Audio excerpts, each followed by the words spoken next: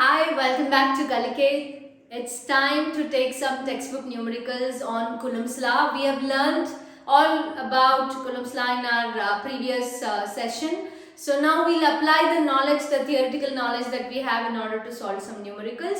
So I'm even mentioning the numbers. I'm specifically taking textbook numericals first. We will do the textbook exercises that are meant to be solved by students, and then I will also take up the numericals that are already solved in the textbook as examples in the next session. And then we will, if possible, I'm planning to do 2 to 3 sessions on Coulomb's law, so especially the Coulomb's law numericals, and then we will have sessions on numericals where entrance exam numericals on specifically Coulomb's law. So that will help you a lot, especially since we are dealing with huge powers, negative powers, and I have seen in my career that a lot of students have difficulty shifting these powers when they have especially shifting the decimals. So here we break it step by step, so it gives you the confidence, it gives you the edge to solve these numericals very much confidently. Okay, let's take up the first one. The first numerical is taken from the textbook exercise, which is the 1.1 question. What is the force between two small charged spheres? Okay. Now, what does the question say? So, the given the situation is there are two small charged spheres. Okay, they are charged. They have some charge. These two are charged spheres. Let me call these two charged spheres as having a charge q1 and having a net charge q2. So, these are the two charged spheres. You can call the two charged spheres as A and B. Okay. Now, you have to calculate the force between these two spheres. Obviously, when they are separated by a certain distance, there is a force acting on q1 due to q2, which we call force on q1 due to q2, force on 2 due to 1. So, right, so they experience mutual force. So, you have to calculate the force. They will be equal and opposite. If there, so here we also have to see what are the charges. We will see that later. So, this will be F1, 2, force on 1 due to 2, force on 2 due to 1, right? Now, let's see what are the charges. So, Q1, what is Q1 equal to? Q1 is equal to 2 into 10 to the power of minus 7, which is a huge power. So, minus 7 Coulomb. The power, the more the power, you see the charge will be less because it's a very meager number. It will have before 2, it will be 0.00000, that is 3 zeros, 6 zeros and then 2. This is the actual charge. So, it is very much less than a Coulomb. 1 Coulomb is a huge charge. The charges that you are being provided with are very much less. Hence, the decimals matter a lot, especially when you are writing the numbers in your entrance exams. These decimals, you must understand how to shift decimal places. So, so you can solve them confidently or approach any numerical confidently. So, having charges this 2 into 10 power minus 7 Coulomb and 3 into 10 to the power of minus 7 Coulomb, placed 30 centimeter in air. So, what is the medium? It is kept in a medium called air. So, the medium is air. So, if the medium is air, what is the epsilon value you are going to use? Permittivity. So, this is what you are going to use. So, this you don't need epsilon because we know 1 by 4 pi epsilon naught we can directly use here, because for free space and for vacuum we use epsilon naught only. So, that is why they have mentioned the medium.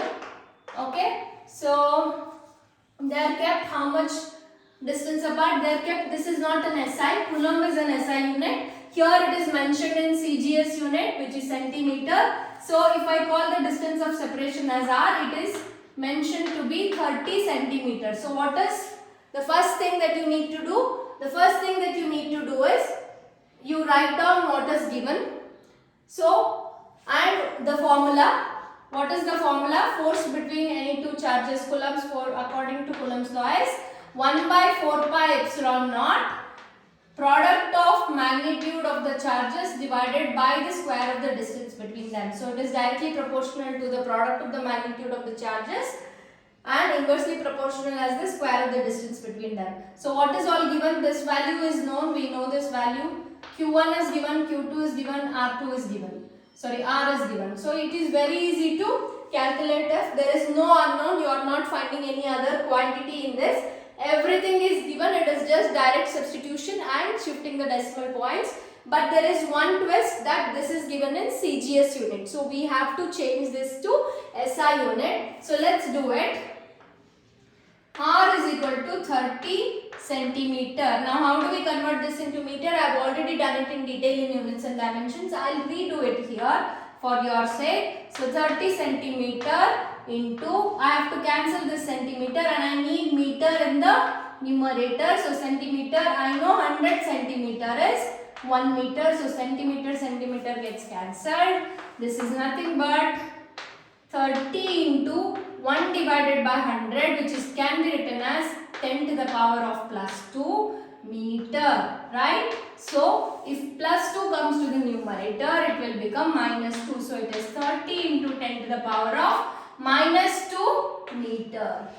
Now you might have a question, I could have even cancelled 1, 0, 1, 0 and 3 by 10. I could have directly written it as 0.3 meter. But I specifically kept it in powers of 10 because charges are also in powers of 10. It actually becomes easy if we keep it in powers of 10 instead of writing it in decimals. You will realize when we start solving this. So let's substitute the values and find out. So F is equal to 1 by 4 pi epsilon naught, value was 10 to the power 9 into 10 to the power of 9. See, you have 10, all 10 powers. So I retained it in 10 power minus 2, the value of R. So Q1 is 2 into 10 to the power of minus 7. So you have 2 into 10 to the power of minus 7 multiplied by, this is 3 into 10 to the power of minus 7. Okay, all divided by, what is the value of R? R is 30 into 10 to the power of minus 2 whole square. Okay, now what we are going to do is, we will segregate the whole numbers on one side and write the powers on the other side. Square this separately, square this separately, segregate the 10 powers, and then we will calculate the powers of 10 separately and calculate the whole numbers or divide the whole numbers separately, which will make our job really easy. And this is how you quickly solve any problem without too much of complications in any decimals. Okay, so I'll erase this part and then we can continue the calculation. I'll give you a minute for you to solve, and then as usual, I'm going to reveal how am I going to solve this. Oh well, yes, I feel you might have got the answer. So let me solve it. So as said before, I'm going to segregate the whole numbers. 9 into 2 into 3, I'm segregating it, divided by 30, I will do whole square. I'm segregating it into, I'm segregating the powers, 10 to the power of 9 into 10 to the power of minus 7 into 10 to the power of minus 7, whole divided by 10 to the power of minus 2 whole to the power of 2, right? Now let's solve these. 9 times 2 is 18, 18 threes is 54. Okay, this much at least you should know. If you do not know, you can add it or you can multiply it separately and find out. 18 times 3 is 54. So 30 square is nothing but 30 into 30. If you do not know, I can do the calculation for you here. So 30 times 30. So it is 0 times 0, 0, 3 times 0 is 0. So 3 times 3 is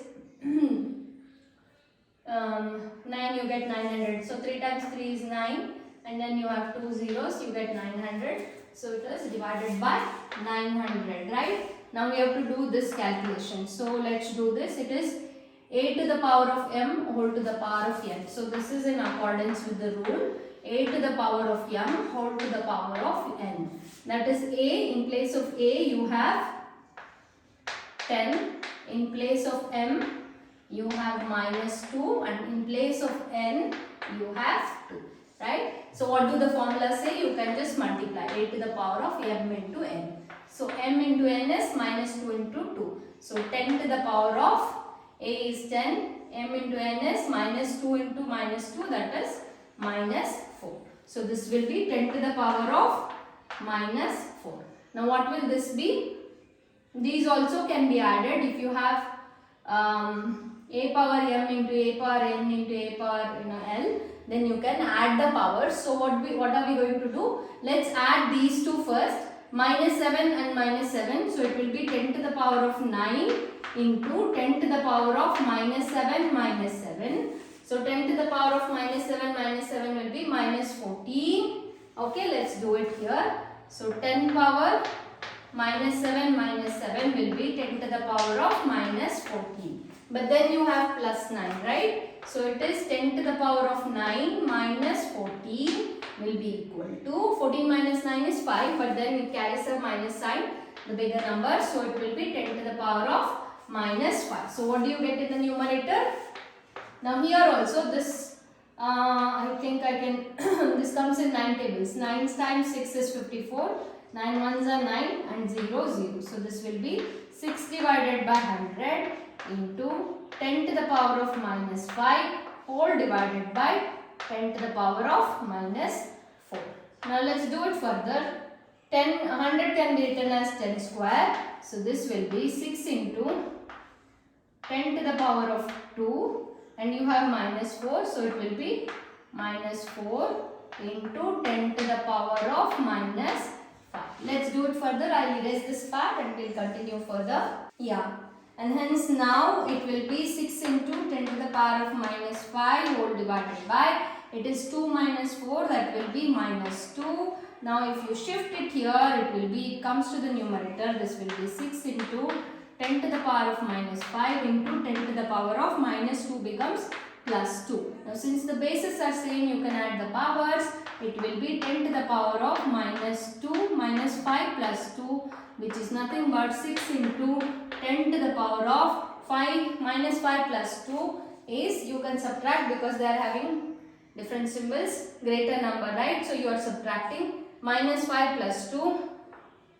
So if you have to understand, you have to understand like this. What does minus 5 plus 2 mean? Minus 5 plus 2 means you have borrowed 5 rupees from someone and you have given them back 2 rupees. So you still need to return this many rupees, this much amount. So it has to be minus 3. You still have a deficit of minus 3. This is minus 3 coulomb. In entrance it can also be given as, they might also write it as 6.0 into 10 to the power of minus 3 coulomb. Okay. So it is essential that you retain the powers. And why is that I am doing everything in detail? Because in my career I have seen students who really suffer shifting these decimal places from left to right, right to left. And entrance exams, this is what matters, how quickly you do it. So if you understand the basics, you solve it more and more. You can't do it blindly, looking at some tutor doing it on their own. I do not like skipping any steps. I like to solve them in very much detail. So that is why I do it in detail. So if you are someone who is already a pro at it, I recommend you can skip and you can check the answers. If you don't get the same answer, you can come back and see the video where you went wrong, right?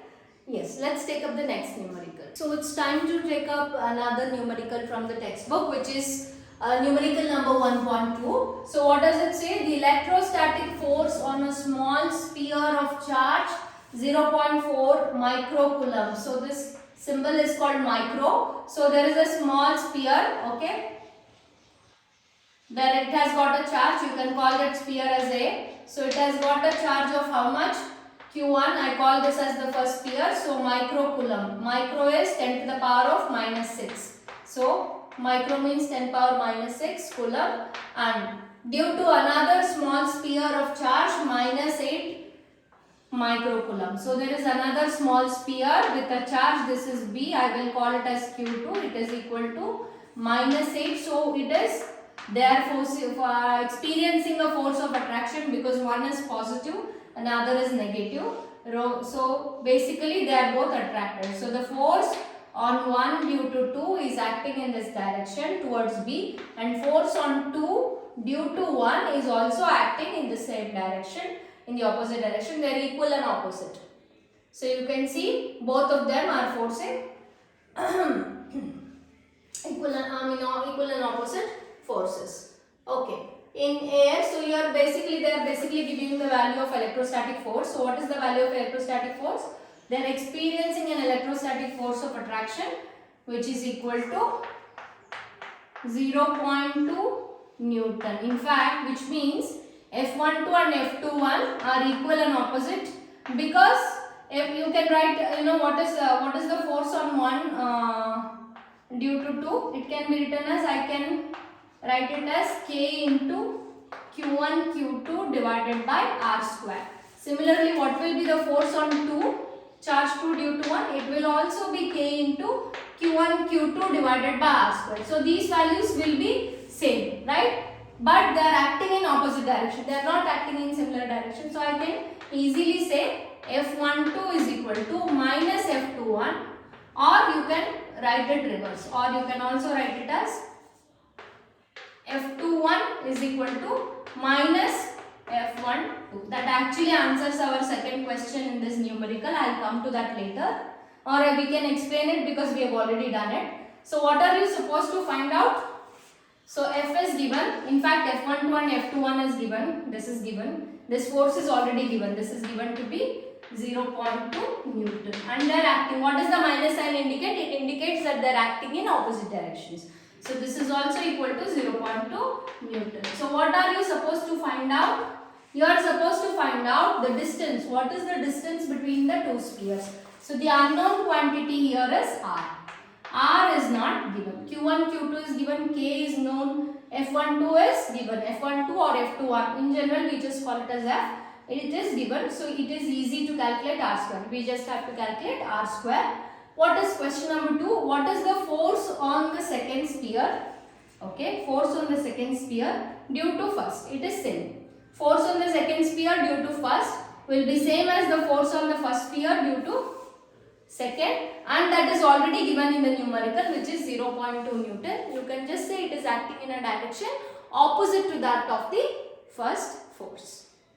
So it is as simple. So we already answered this question. I hope this part is clear. They are equal and opposite because you get the same value, right? So F21 and F12 will have the same value even if you calculate, because distance is same, magnitudes get reversed, force is given. So when all that is given, you see that they are equal, but they are acting in the opposite direction.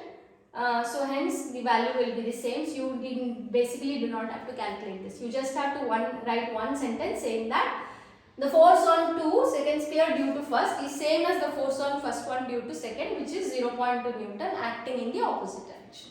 That is it. So the basic part is we have to crack this. A. So F is equal to 1 by 4 pi epsilon naught Q1 Q2 divided by R square. We can ignore the minus sign here while substituting, because basically we are doing the magnitudes. The minus sign will help us only calculating the direction of the force. So it only tells us basically it is an attractive force. They are acting in with what direction? It tells you the direction of the force. So I am not going to substitute minus sign here because we are dealing with magnitudes. So F is 0.2, substitute. 9 is, this is 9 into 10 to the power of 9. And Q1 is how much? 0.4 into 10 power 0.4 into 10 to the power of minus 6. Okay. And this is 8 into 10 to the power of minus 6, because minus 6, why? Because we have microcoulomb, right? So let's separate this so that you don't have a confusion. Divided by R square. R square is not known. This is something you need to calculate. Now if you bring R square here, 0.2 Newton comes below in the denominator, and it is easy to solve. Yes, again it is decimals, and there is a decimal here, there is a decimal here. It's up to you if you want to keep it in decimal format. Generally, I don't like to keep it in the decimal format. I like to convert it into 10 to the power of something, so that it becomes easy for our calculations, because all your answers will be the same in the entrance examination. They will give you confusing options. So it is always best to know how to convert these decimals into powers of 10, which I am going to teach now. I will give you a moment to think, and then we are going to reveal how to do it. Okay, so it's time to reveal. So R square will be equal to 1 by 4 pi epsilon naught, which was 9 into 10 to the power of 9 into, this was 0.8. So 0.8 I would like to, okay, I will retain it and I will show you in detail. 0.8 into 10 to the power of minus 6. Well, what was that? What was the other number? Where did I lose it? 0.4 microcoulomb. So 0.4, this is not 0.4, is it 0.8? Oh yeah, it is 0.8. I think I wrote it as 8 in the earlier version. So please change it, 10 to the power of minus 6, the answer will be wrong otherwise. Divided by F is 0.2 Newton. Now let's convert all the decimals into whole numbers.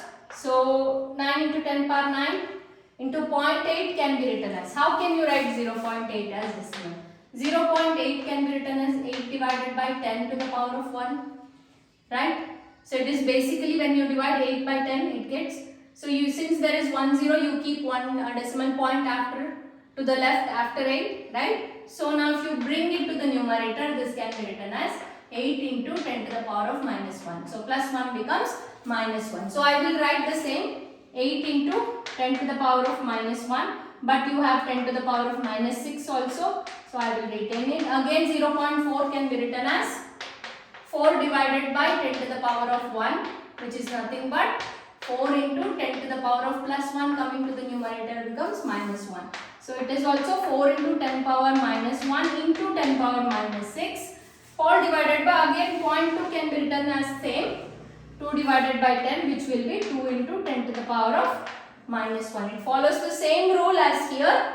Okay, now what are we going to do? Like earlier, we will segregate these whole numbers and powers separately. So 9 into 8 into 4 whole divided by 2 into 10 power 9 into 10 to the power of minus 1 into 10 to the power of minus 6 into again 10 to the power of minus 1 into 10 to the power of minus 6 whole divided by 10 power minus 1. So 2 times are 1, 2 2s are 4. So this you can keep 9 times 2 times 8 is 16, 16 times 9 is 144.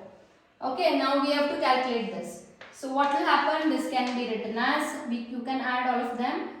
9 minus 1 minus 6 minus 1 minus 6. When this comes to the numerator, this becomes plus 1. So this I have sent to the numerator, minus 1 becomes plus 6. Okay, now let's first do these. Okay, minus 1 plus minus 6 is minus 7, minus 7. Let's do this.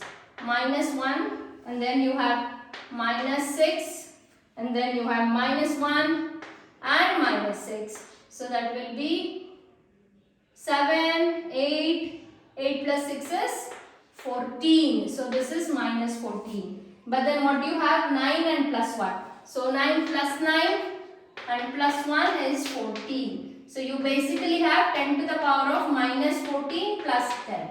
So minus 14 plus 10 is 10 to the power of minus 4, which means if you had borrowed a loan of 14 rupees and you have only returned back 10 rupees, you still have a debt of about minus 4 rupees. You still have to pay minus 4 rupees. So that will be your answer, which will be 144 into 10 to the power of minus 4. Now that is r square. What will be r? R will be square root of that. I do not have enough space again. I will erase the part and do it. I think we have some space here and it can be seen. So we will utilize this space. So r will be square root of 144 into 10 to the power of minus 4. So what is the square of 144? It is 12. 12 square is, so 144 can be written as 12 square and this can be written as 10 to the power of minus 2 whole square, right? So root and square gets cancelled. If you do not know how to do this, let me show you in detail. So this will be 12 square. I am separating them.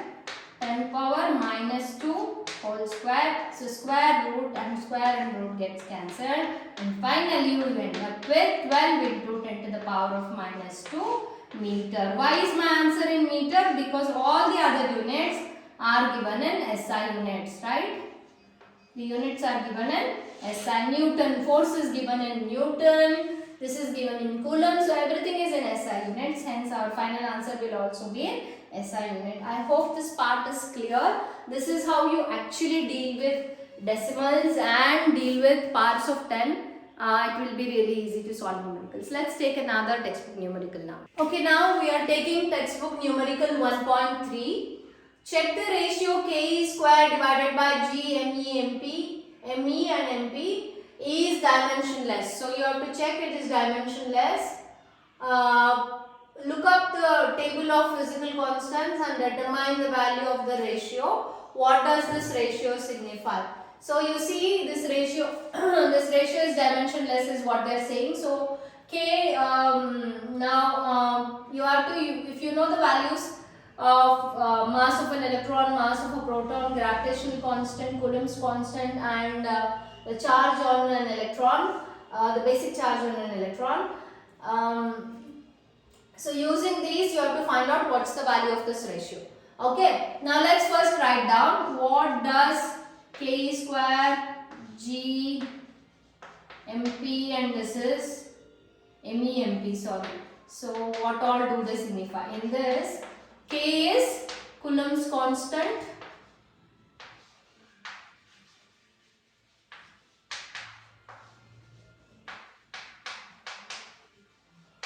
Okay, what is E? E is basic unit on a basic unit of electric charge or electronic charge.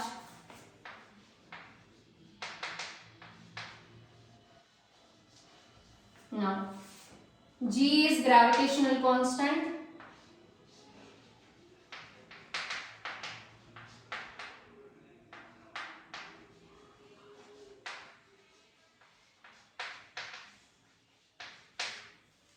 Whereas ME is mass of an electron. So these are the values that you are expected to learn, and remember for examination point of view as well, mass of a proton, which is E plus, right? Now we know that electric force between any two charges. So the force, I write this as electric force, electric force I will write it as EF, okay, small e. Electric force is given by K into E square. So charges an electron and a proton, so E square, this will be E square divided by K is nothing but 1 by 4 pi epsilon naught divided by R square. So the gravitational force can be given as this, you learn in the gravitational chapter, but here I am giving it to you, G into ME MP divided by R square. So instead of charges you will have masses here. Now if we take the ratio Fe divided by mg, we'll take the ratio and we'll see what happens. We'll substitute the values, try to find out, and try to also understand what does this ratio signify. Okay, take the ratio, I'll give you a moment and then I'm going to reveal it. Okay, so if you take the ratio will turn out to be Fe divided by Fg. Fe was nothing but 1 by 4 pi epsilon naught, or you can just write it as K Q square divided by R square. Sorry, instead of Q square we call it as E square. The charge on electron in there, it's saying it's carrying a particular charge, into R square divided by G into mass of an electron divided by mass of a proton. So R square gets deleted, gets cancelled. So you have G, ME, MP. Now I will give you these values. These values you must know. But then I will give you the values. K is 9 into 10 to the power of 9, which we already know. E square is 1.6 into 10 to the power of minus 19 whole square. That is the charge on an electron, or the charge on a proton is the same with a minus and a plus sign. G is 6.67 into 10 to the power of minus 11. Mass on an electron is 9.1 into 10 to the power of minus 31 kg. Mass on a proton is 1.67 into 10 to the power of minus 27 kg. Now as usual we will separate the powers and we will separate these two. 1.6 is square, so 1.6 into 1.6. This will be 10 to the power of 9 into 10 to the power of minus 19 whole square. So which is nothing but You can multiply that. I will show you in the next step. So now these can be multiplied. 6.67 whole numbers, 9.1 into 1.67. You can use your calculators to multiply this and give me the answer. So it is 10 to the power of minus 11 into 10 power minus 31 into 10 power minus 27. Don't get scared looking at the powers. You just calculate these using your calculator. Rest we will do. So 10 power minus 19 times 2. So that will be 38. 19 times 2 is 38. So 10 power 9, 10 power.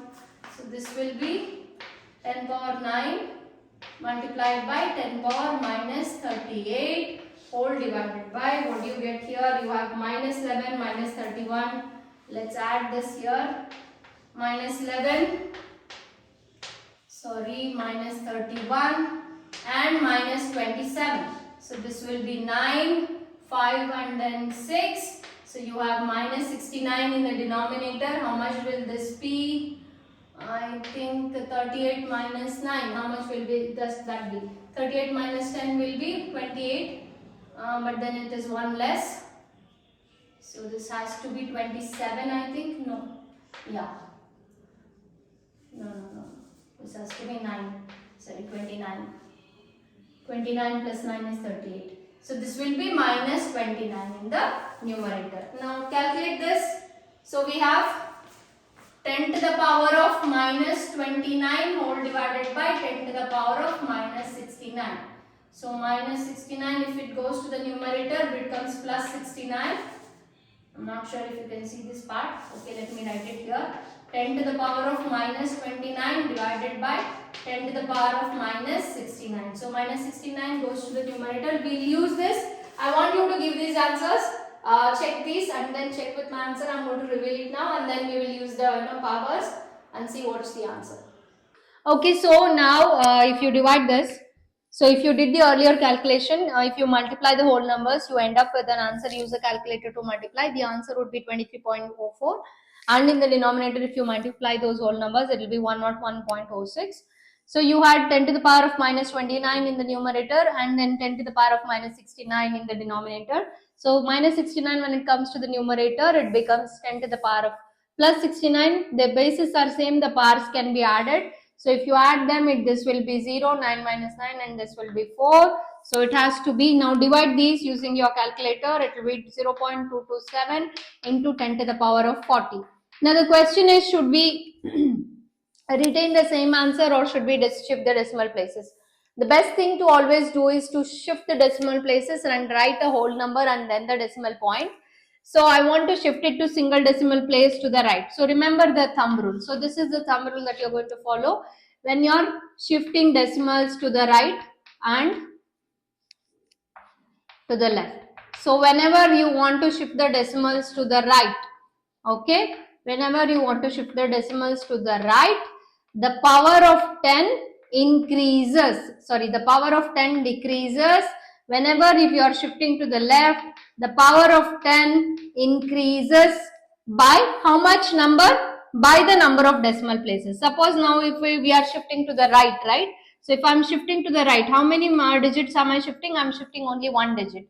So it has to decrease by one digit. By that means I can write this as 2.27 into 10 to the power of minus 1 into 10 to the power of 40. So if you multiply this, you will get the same number, right? So when you are shifting it to the right place, the exponent decreases. So there is a decrease in the exponent. By how much? By the number of decimals. If I had to write it as 22.7, then it will be, you have shifted 2 decimal places, so this becomes decreases by 2 decimal places.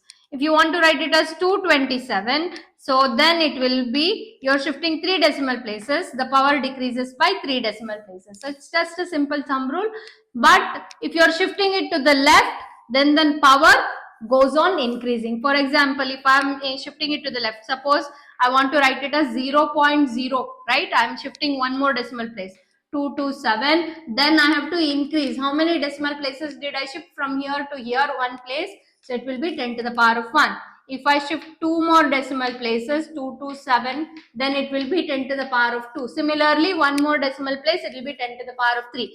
So, depending on the number of decimal places you shift, to the right it decreases by those many number of decimal places, to the left it increases by those many number of decimal places. So, it is as simple as that. So this is very crucial because these things you must know in order to solve your entrance examination questions, especially when they give you ambiguous answers. All the answers look alike, but then if you do not know how to shift the decimals, then yes, you're going to fail answering most of it.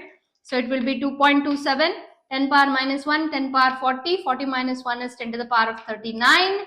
So this is the electrostatic force of attraction or attraction between an electron and a proton is these many times greater than the gravitational force of attraction between any two given objects or any two given masses or any two the mass of the electron and the proton. So the gravitational force is lesser compared to the electrostatic force of attraction. This we already know. Electrostatic force of attraction is a greater force always compared to the gravitational force. Please remember the thumb rule while shifting the decimal places. That will come a long way. It will be very handy while solving numericals. Yeah, so let's take the next numerical from textbook, which is the 1.4 question. It's a conceptual numerical. There's no numerical impact. If you want, you can calculate, or you can just, it's a conceptual one. You can think and answer. These really matter because these kind of questions also do come in your entrance examinations. So, explain the meaning of the statement that an electric charge of a body is quantized. So we learned quantization is Q is equal to N into E. The charge on a body is always multiples of N times the basic charge on an electron. What is the basic charge on an electron? Always remember this. It is 1.602. We always write it as 1.6 into 10 to the power of minus 19 coulomb. So what values can one N take? It can take values like 1, 2, 3, etc. Right? It cannot take values like half, 1 by 3, 2 by 3, 4 by 3. I mean, it makes no sense, right? It always takes these discrete values because you can't literally, when you say what is the total charge on an electron, I cannot say 2 by 3 times the charge on an electron. So it is like you are cutting one electron, how much in 2 by 3 parts, right? So 2 out of 3 parts, I mean you will have to do that fraction 2 by 3, 2 by thirds of an electron. So it is literally like you are cutting an electron into, out of 3 pieces, you are selecting 2 pieces, right? So if you make 3 pieces out of this, so you are taking only 2 pieces of those electronic charge, and you are saying that is the total charge on an electron. It makes no sense. This is a rubbish statement. Hence, we always say quantization means it comes in whole numbers. It's like just like the milk packet, right? I mean, not the milk packet, milk bottles. Although you get it in half liter, 1 by 4 liters, but here you always remember when you are buying a chocolate, you get it as a whole, right? You get it in whole numbers, 1 chocolate, 2 chocolate. They don't sell half chocolate, they don't sell 1 by 4 chocolate. So it is like that. I mean, the electron comes as a whole. You do not cut and then you say that this is the charge on an electron. Makes really no sense. So that itself, I mean, you just have to say it makes no sense if N takes the values half, 1 by 3, etc., because it only takes discrete values. It cannot have fractional values, which makes not any sense at all. Now, why can you ignore the quantization of electric charge when dealing with macroscopic large scale charges? Now, why can you ignore these numbers? Suppose you are dealing with large scale of numbers. Suppose you are dealing with a billion number of electronic charges. The charge on an electron, let's say the number N has billion. N takes 10, the value of N is 2 into 10 to the power of 23 or something like this. This is a huge number. So why can you ignore this quantization? That means even if you remove 1 or 2 electrons out of it, it really makes no sense, because there is a distribution of charge. There will be large number of charges. Removing 10 electrons out of this really doesn't make much of a change. If you remove 10 electrons, the power still remains the same. I mean, there won't be any change. There won't be much change. So when you're dealing with macroscopic particles, you can always ignore this quantization. Removing or adding few electrons will not really make any much change. That is it, nothing much to worry about this. I think there is one more conceptual question that we will take, and some more numericals from the textbook. Well, again, 1.5 textbook numerical is a conceptual numerical. So let's see what it has to say. When a glass rod is rubbed with silk cloth, charge appears on both. That's true. A similar phenomena is observed with many other pairs of bodies. Explain how this observation is consistent with the law of conservation of charge. So what they are trying to say is basically, so if you have a glass rod, okay, so and then you have a piece of silk cloth, so I will call the glass rod as GR and the silk cloth as SC. So when you rub them together, initially both of them are electrically neutral, so they are in an electrically neutral state, right? Now when you bring them closer, when you rub them together by the method of conduction, charging by conduction, you see that one of they get charged, right? Then how does it, if this loses some charge, this acquire some charge, then how do how is it consistent with the law of conservation of charge? What is the law of conservation of charge? Law of conservation of charge is same as the law of conservation of masses. It states that charges can neither be created nor be destroyed, it can only be transferred, and it is so true here. Let's do it. Okay, so before rubbing and after rubbing, so we'll do it before rubbing for silk and glass rod and silk cloth.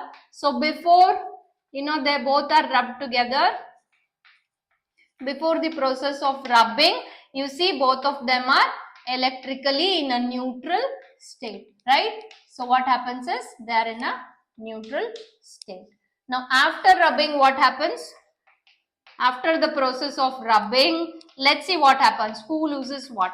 So glass rod loses electrons, this loses electrons, and this gains electrons.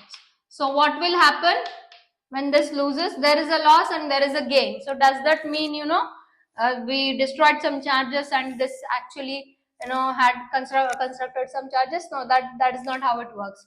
So this, upon losing some charges, became positively charged, and this, because it now has an excess of protons, the other, when it lost some electrons, you see it became positively charged, and this, upon gaining electrons, this becomes negatively charged. Now both of them are charged, but here the number of protons, the number of electrons lost is equal to number of electrons gained. So as the whole, as the system as a whole, you take this entire system as a whole, the charge, the number of charges earlier, whatever the amount was, remains the same. So you have to take into account the system as a whole. When you take the system as a whole combined together with the glass rod and the silk cloth, you see that the charge remains consistent. There is no destruction of charge, or there is no fresh appearance of charge on the silk cloth. It is as a whole, when you take it, it is the same. It is as simple as that, and it obeys the law of conservation of charges.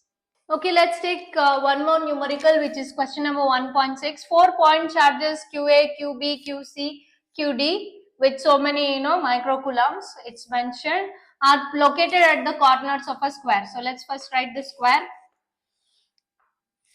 A square, okay, corners of a square A, B, C, D. So let's name this as A, okay, A, B, C and D of 10 centimeter side. So it is 10 centimeter on either side, right?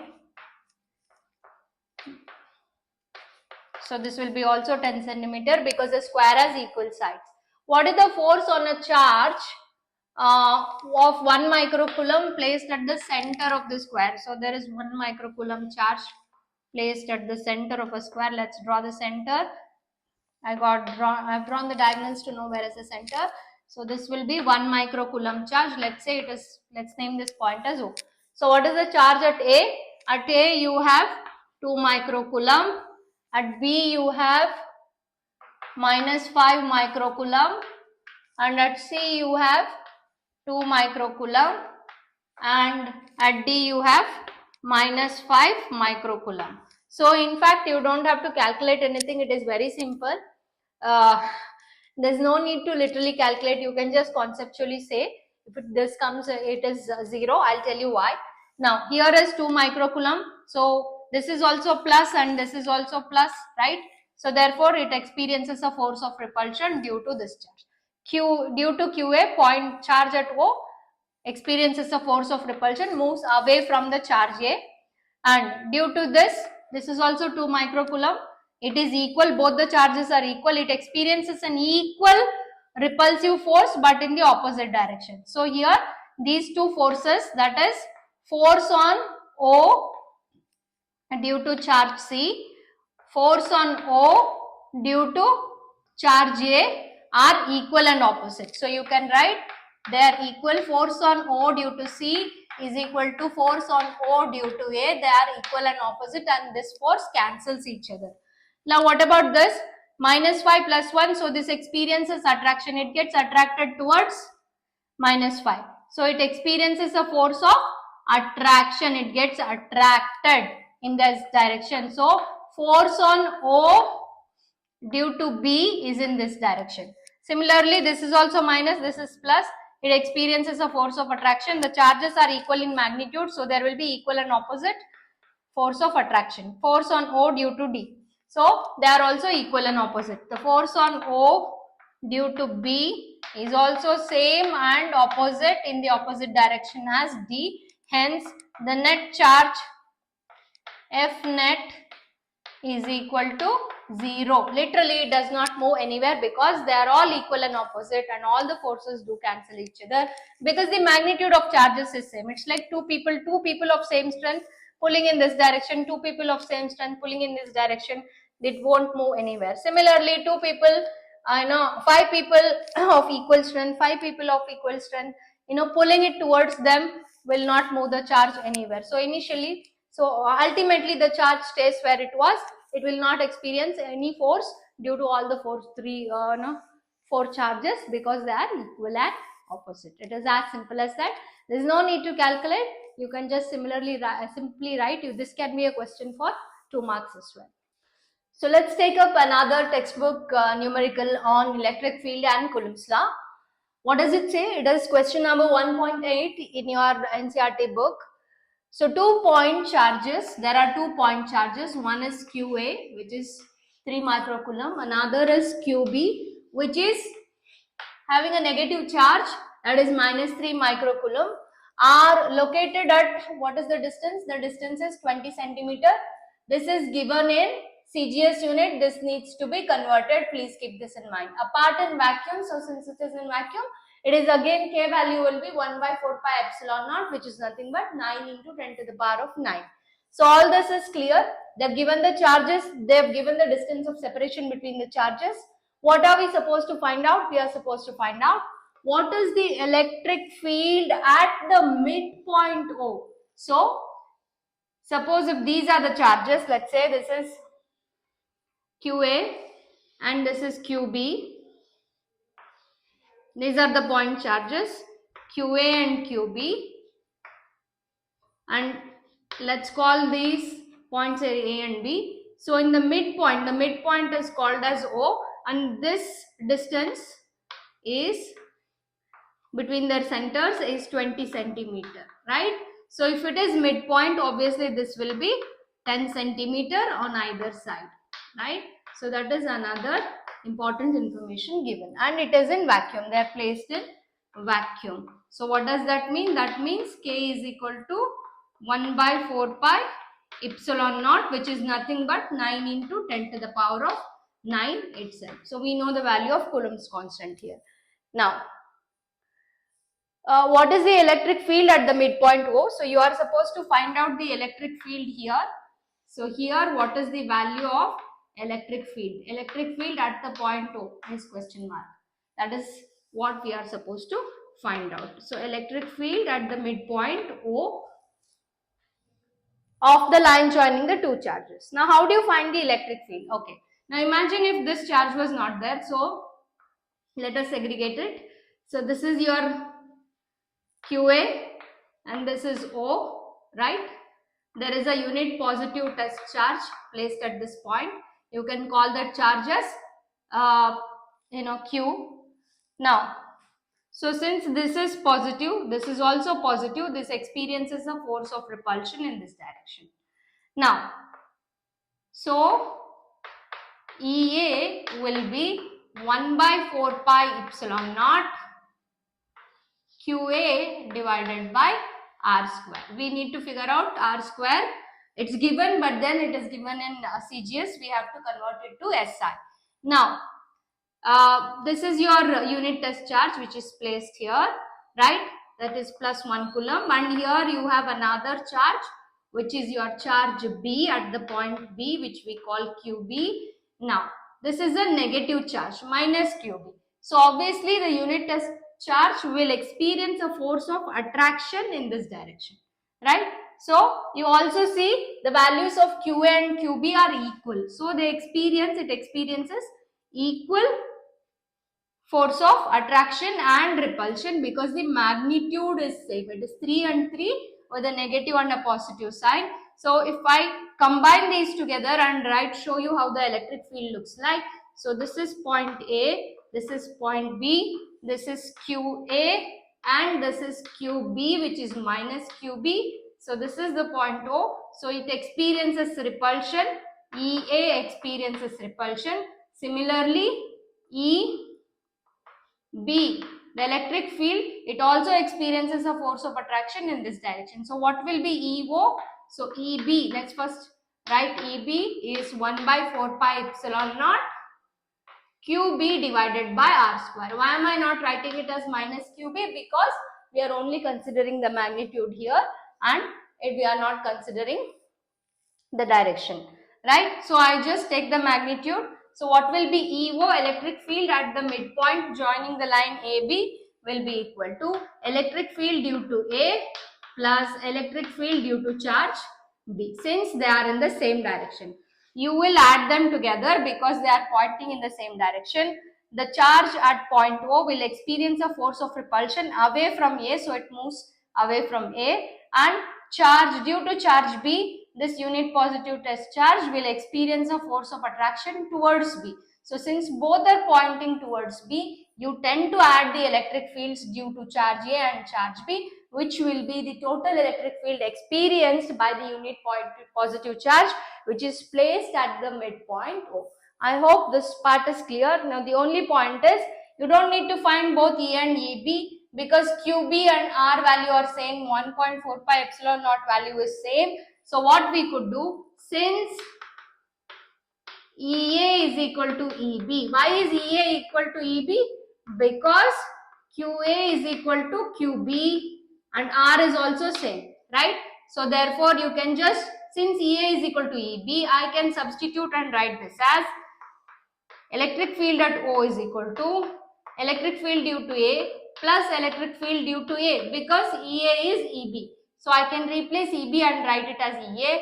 So this will be equal to 2 times the electric field due to A. They are both the same. So if you find out one of the electric field, then you just multiply it by 2, double it to find out what is the electric field experienced by the unit positive test charge at the midpoint due to both the charges. It is as simple as that. So we are only left with calculation. This is the basic work that you should do initially, and then just substituting and dealing with the decimals. That's it. So now you can write down the given quantities. QA is equal to how much?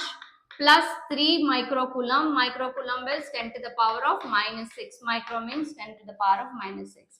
Whereas QB is minus 3 microcoulomb. So minus 3 into 10 to the power of minus 6 coulomb. So how much is R? The value of R is 20 centimeter, right? So 20 centimeter can be written as 20 centimeter into 10 square centimeter or 100 centimeter by meter, because I want meter in the numerator. So centimeter gets cancelled. If I bring this above, this becomes 20 into 10 to the power of minus 2 meter. But what do we need? We need the distance from the midpoint, right? So due to QA, we are calculating the electric field due to QA. This distance is not 20. This distance is 10 centimeter. Hence RA, the distance, RA, or you can also call it as R1, let this distance be 10 into, similarly it will be 10 to the power of minus 2 meters, just like how I did here, conversion, right? So therefore, now electric field due to A is K into QA divided by R square. So how much is K? K is 9 into 10 to the power of 9. QA is 3 into 10 to the power of minus 6 whole divided by R square, which is 10 into 10 to the power of minus 2 whole square. Now, like earlier, we just multiply 9 times 3. 9 times 3 is 27 into 10 to the power of 9. Bases are same, powers can be added, so it has a minus sign. 9 minus 6 divided by 10 square is 100, right? Now this will be 10 to the power of minus 2 whole square. So this is 27 into 9 minus 6 is 3, 10 to the power of 3 whole divided by 100 can be written as 10 square multiplied by minus 2 into 2 is 10 to the power of minus 4. So what will this become? Again you can add these powers. So this will be 27 into 10 to the power of 3 whole divided by 10 to the power of 2 minus 4. 2 minus 4 is nothing but minus 2. Now take this above and find out what's the answer. So it will be 27 into 10 to the power of 3. When it comes to the numerator, it will be 10 power plus 2. So therefore, the final answer would be 27 into 10 to the power of 5 Newton per Coulomb. Newton per Coulomb is the SI unit for the electric field. So EA is so on so. So you can easily figure out what is the value. It is very simple. So always segregate the whole numbers and segregate the powers, like I have been doing since all the numericals. Since we started the numericals, it will be really easy to follow. Now let's calculate the electric field at the point O due to B. It will be the same value also. So we can write electric field due to B is also equal to 27 into 10 to the power of Newton per Coulomb. It may have a negative sign if you don't take into, or you can just say acting away from A, and this is acting towards B. Okay, so both acting towards B, both of them act towards QB, towards the charge. Even this also acts towards QB. So since both of them act towards QB, you can add them and find out the answer. And there is one more question we need to answer. So let's first find out EO, that is the electric field at the midpoint O due to A and B, which is just simple doubling this or adding them twice. You figure out, I'll reveal it and then we'll take up the next question. I hope you got the answer. So the answer will be electric field at O is twice that of the electric field at A, or it is also nothing but EA plus EB, and both are same, which is nothing but 27 into 10 to the power of 5. You are multiplying twice or you are adding them twice. So that will be 27 plus 27 is 54 into 10 to the power of 5 Newton per Coulomb. Now generally I told you always keep it in one decimal point because that is how the answers are given. So how do you do it? There is no decimal at this point. How do you write 54? Okay, let me rewrite it. 54 can be written as 54.0 into 10 to the power of 5 Newton per Coulomb. Now, what is the thumb rule? What does the thumb rule say? Now, if you are shifting the decimal towards right, you have to decrease the power. If you are shifting the decimal towards the left, the power of 10 increases by that number, by those many numbers. So I am shifting it one decimal place towards left. So there is a left shift. So what should happen to the power? So if I am shifting it by one decimal place, the power of 10 should increase. By how much should it increase? Since I am shifting it only to a single place, it should be increased by number 1 because I have shifted to single place, because it increases according to our thumb rule. So now it will be 5.4 into 10 to the power of 6 Newton per Coulomb. So this is, how did you get 10 power 6? Because 10 to the power 1 into 10 to the power 5 is nothing but 10 to the power of 1 plus 5 where you get 10 to the power of 6. So that will be your final answer. Always remember, keep it in single decimal places because most of your entrance exam answers will be this format, and this is shifting decimals is really crucial. You must learn it. Okay. Now what are we supposed to do? If a negative test charge of magnitude 1.5 into 10 to the power of minus 9 coulomb is placed at this point. So at the midpoint O, instead of 1 coulomb charge, if they place such a nanocoulomb charge, what will happen to the force? How much is the force experienced by that test charge? So we know the relationship between electric field, force and charge. So charge is given, electric field we have already found out at the point O. We only have to find out the force experience by it. Let's use the formula and do it. So as usual, you get some time to do it yourself, and then I'm going to reveal it after a while. Yep, so I think most of you got the answer. If you have not, so what is the relation between force, electric field and charge? Force is Q times electric field. So Q is given, electric field at the point O is known. So what is the force experienced by the test charge at point O? What is the test charge value of the test charge is given to be 5 into 1.5 into 10 to the power of minus 9 coulomb. So what was the value of the electric field we found out? If I'm not wrong, it must have been 5.4 into 10 to the power of 6, right? So you just have to multiply. Let's multiply 5.4 into 1.5. Okay. So 15 fours are 60. 15 fives are 75. 75 plus 6 will be 81. So I've directly done it with 15 tables. So there are digit, one decimal digit and one decimal digit, two decimal digits. You are keeping the point after two decimal digits. So this will be 8.1 into 10 to the power of minus 9 and plus 6. So which is nothing but 8.1 into 10 to the power of minus 3 coulomb. So how do you measure the force? It is measured in coulomb. So this experiences a force of 8.1 into 10 to the power of minus 3 coulomb towards the charge B. Right, towards the charge QB. We called it QB. So it experiences such a force. It's a very small force. But yes, this is how it experiences, and it's very simple.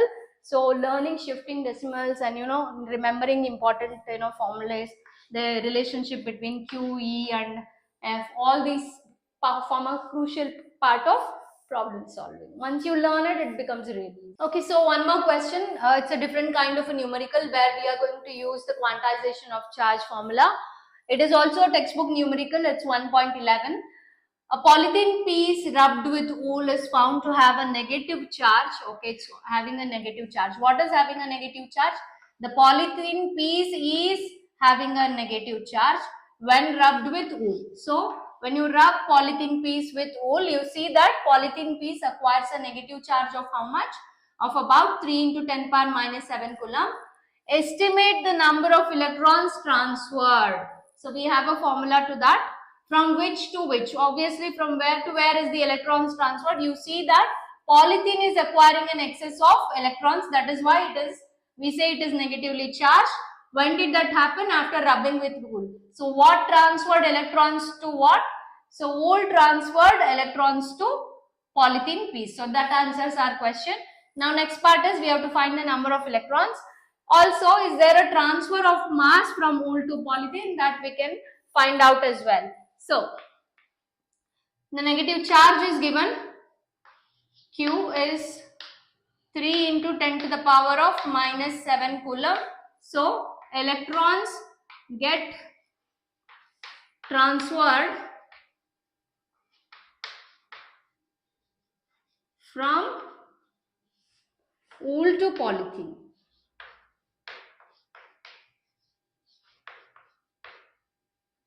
Okay, so that is from wool to polythene.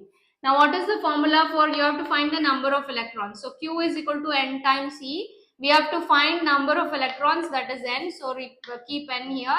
So, it will be charge divided by the basic unit of electronic charge, where E is always equal to, what is the basic unit on an electron?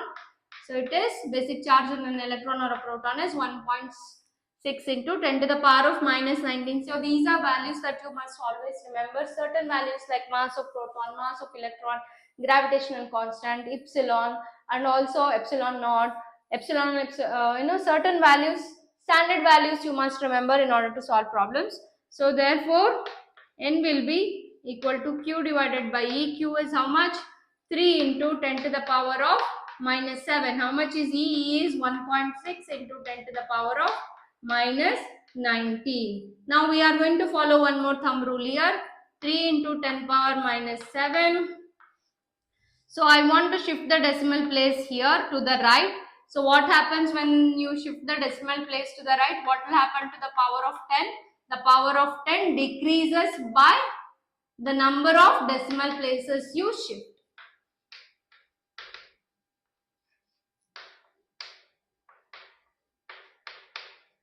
So how much are we shifting? We are shifting one decimal place. So it will decrease by, the power of 10 will decrease by number 1. Decrease in the sense it has to be minus 1 into 10 to the power of minus 19. So 3 divided by 16, you can use your calculators and do it. So it will be 3 by 16 into, this is 10 to the power of minus 7. Below you have 20 to the power of minus 20. So minus 20 when goes above, it will be 3 by 16 into 10 to the power of 20 minus 7. Okay.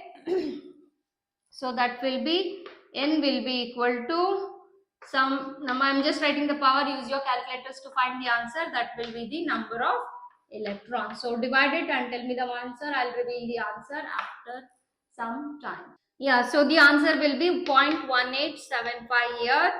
Now you can shift it to 4 decimal places. We do not want to have a decimal. You can shift it to 1 decimal place or 2 decimal places, or shift it completely here. So if you are shifting to 4 decimal places right away, so the power of 10 will decrease by 4 decimal places into 10 to the power of 13 electrons, which is nothing but 13 minus 4 is how much? It is 9. So it will be 1875 into 10 to the power of 9 electrons. So this is how you can do it. If you do not want, you can, if you want to only shift it by 2 decimal places, then this will be minus 2. So because you shifted only 2 decimal places, if you do that, then 13 minus 2 will be 11. So this is how you shift and follow the rules. Just decrease the power of 10 by so many number of decimal places. Now we have to figure out whether there was a mass transfer or not.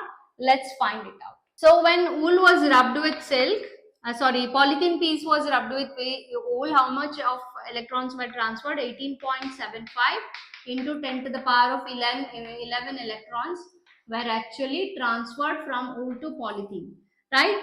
Now, was any mass transferred? So mass of an electron is 9.1 into 10 to the power of minus 31 kg. These are standard numbers that you must remember. So the total mass that was transferred is equal to mass of each electron multiplied by the total number of electrons. So what is the mass of each electron? It is 9.1 into 10 to the power of minus 31 kg into what was the total number of electrons transferred? 18.75 into 10 to the power of 11. So you multiply this using calculator, and this we can do 10 to the power of minus 31 plus 11 will be equal to, so how much will this be? Is it minus 20? Yes, it is. So it is 10 to the power of minus 20. What will this answer be? Find out. I will reveal the answer in a while. Yeah, so this answer will be 170.265 or something. So now if I have to keep it to, if I want to shift it to 2 decimal places here, I have to increase the power. So if you are shifting to the left, what does the thumb rule say? The thumb rule says, if you are shifting the decimal to the left, increase the power of 10 by so many decimal places, right? So let's count how many decimal places are we shifting to the left, and thereby increase the power of 10 when we shift the power, when we shift the decimal. So I'm shifting to 2 decimal places, 1.702. So I can simply write it as 1.7 into 10 to the power of, I shifted 2 decimal places, so therefore it has to be 10 to the power of 2 plus 2. Now minus 20 and plus 2 will be 1.7 into 20 minus 2 is 80. So this is minus 18 because it has the bigger number has a minus 18 symbol. So therefore this is the mass transferred, which is very much negligible. 10 power minus 18 kilos is very much negligible mass. So this was the total mass transferred, but hardly any mass. So even because each electron carries 10 power minus 31 kilos, which is also a negligible mass. So therefore, this is the total mass transferred when wool was rubbed with polythene with a transfer of so many electrons. Well, finally we are taking up the last numerical on Coulomb's law from the textbook. So yes, so this is a bit different than the ones that we have already solved. What does it say? There are two insulated charged copper spheres. Okay, there are two insulated charged copper spheres. So they are insulated. What do you mean by insulation? The charge cannot flow anywhere else across. Okay, let's name these spheres A and B. Okay, fine. Have their centers separated by a distance of 50 centimeters. So the centers are separated by a distance of 50 centimeters. So we need to have these values QA, QB and R. R is given to be 50 centimeter. So what do? You do the conversion 50 centimeter into 10 to the power of 2 centimeter, which is 100 centimeter, which is nothing but meter. So 1 meter and 100 centimeter are same. So this value, it gets cancelled, it's the same, right? So the answer will be 50 into 10 to the power of minus 2 meter. What is the mutual force of electrostatic repulsion?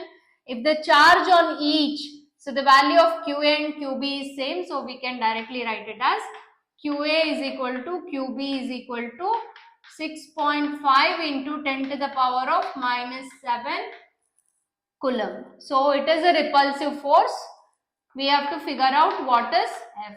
So the formula is simple. You have QA, QB and you also have F. You also have R. So what is the formula for electrostatic repulsion according to Coulomb's law? If these two are treated as point charges. There was another sentence saying that the radii of the spheres is negligible compared to the distance of separation, which means it is a small sphere.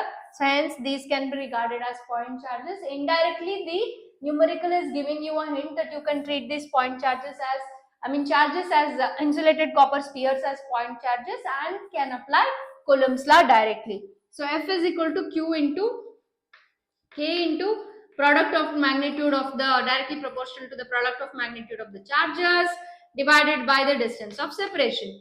Coulomb's constant is 10 to the 9 into 10 power 9 and this will be 6.5 into 10 power minus 7 whole square because the values are same. R square is 50 into 10 to the power of minus 2 whole square. Now our job is to separate the whole numbers from the square powers of 10. That's why I always do it. So 10 power plus 9 into, this is 10 to the power of minus 7, 10 power minus 7 whole to the power 2. You multiply these two, a to the power m to the power n is a to the power of m into n. So m and n can be multiplied. 7 into 2, 7 times 2 is 14. You have a minus sign. So this will be 10 to the power of minus 14 and 50 square you can write it directly. 50 multiplied by 50 is 2500 into, again same formula, 10 to the power minus 2 whole square. So 10 to the power of minus 2 whole square is m into n can be multiplied. So that will be 10 to the power of minus 4. Now you can also write this 2500 as, let's do that. This can also be written as 25 into 10 power 2, which I will do it in the next step. I want you to multiply and then we will find out what is the order of power. We can do it here in fact. So 9 into 6.5 into 6.5. Please use your calculators to figure what is the answer there. Minus 14 plus 9 will be minus 5 whole divided by this. I will write it as 25 into 10 to the power of 2 into 10 to the power of minus 4, which is nothing but again. So you have 9 divided by 25 into 6.5 whole square into 10 power minus 5. So this is Plus 2 minus 4 is minus 2. Minus 2 when it goes to the numerator, it will become plus 2. So this is minus 2, 10 power minus 2. I am bringing it to the numerator.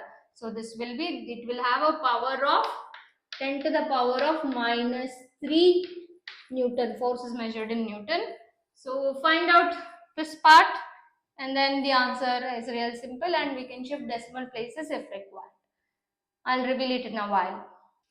Well, I hope you got the answer. So 9 into 6.5 into 6.5 will be 380.25 all divided by 25. Now if you divide this, your answer is going to be 15.21. So this will be 15.21 into 10 to the power of minus 3 Newton. Right? So I will do it here. So F will be equal to 15.21 into 10 power minus 3 Newton. If I have to shift the decimal place to single digit, like we always do, we are shifting towards left, right? What is the thumb rule? Shifting towards left, you increase the power by that number.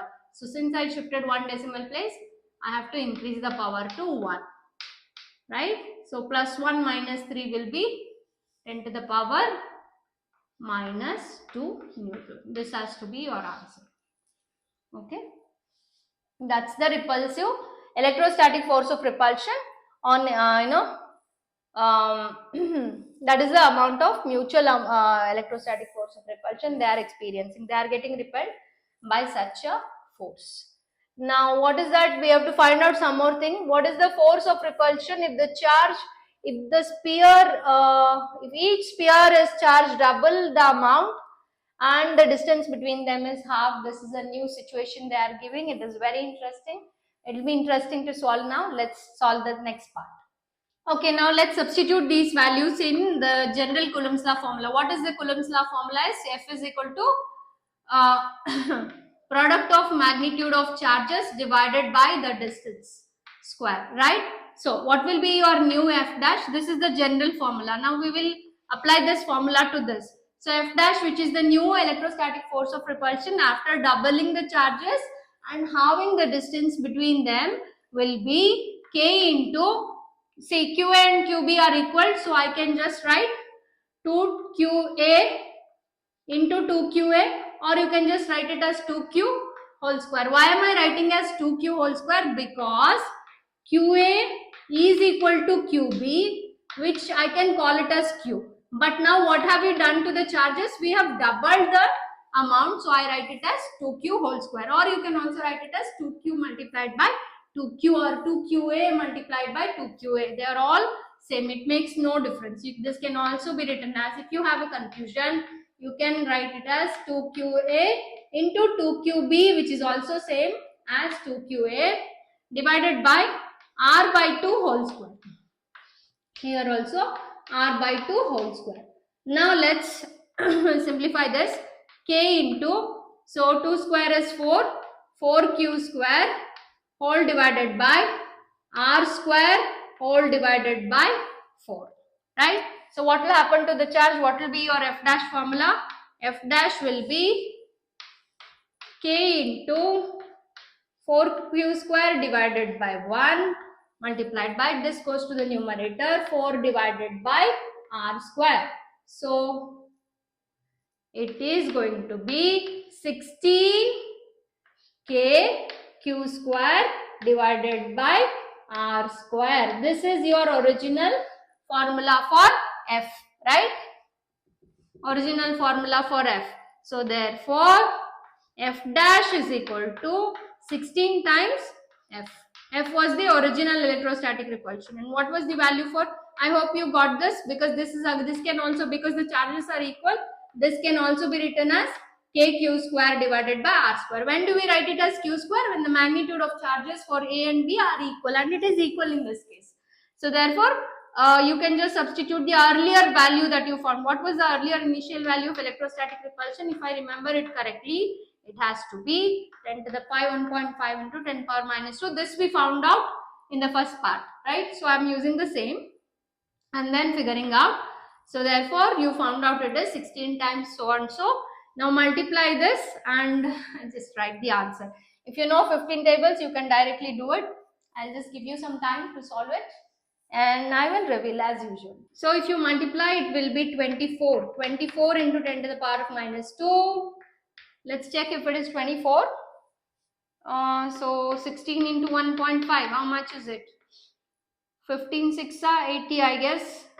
So 15 ones are 15, 15 plus 8 will be 23. So it is not 24, is it 23? So is it 15 6 are 90, I guess. 15 into 6, yeah, it is 90. So this has to be 24. We are right. So 24, since there is a decimal one digit after, so it will be 24.0 into 10 power minus 2. Now if I have to shift, so this can be written as 24.0 into 10 power minus 2. Right? Now I have to shift the power to the left. When you shift the power to the left, how do you raise the 10 power? It has to be raised, it has to be increased by the number of decimal places that you shift, which in turn will be 2.4 into 10 to the power of plus 1, because I'm shifting it here, into 10 power minus 2. Minus 2 and plus 1 will be 2.4 into 10 power minus 1 Newton. So this is the new electrostatic force of repulsion. It is much stronger compared to the earlier one because the charges are much closer now. So obviously we expect it to be closer. The earlier value was 10 power minus 2. 10 power minus 2 is a larger value, which means the force of repulsion is weak. Here 10 power minus 1, you see it's a great value. So therefore the repulsion is stronger when you double the charges and obviously half the distance. This ends, this marks the end of numericals from the NCERT textbook on Coulomb's law. I have solved everything. The rest of the numericals are on electric field, Gauss law, and then potential and distribution of charges, which eventually we are going to pick up from the textbook. We are going to solve previous previous papers numericals as well, the board exam numericals. For now, if you have understood the thumb rule, it will be really easy to solve. So please like, share and follow and subscribe to Kalike mainly so that you see the upcoming videos. In the next video, we'll pick up the textbook numericals. Solve numericals from the textbook. Thank you.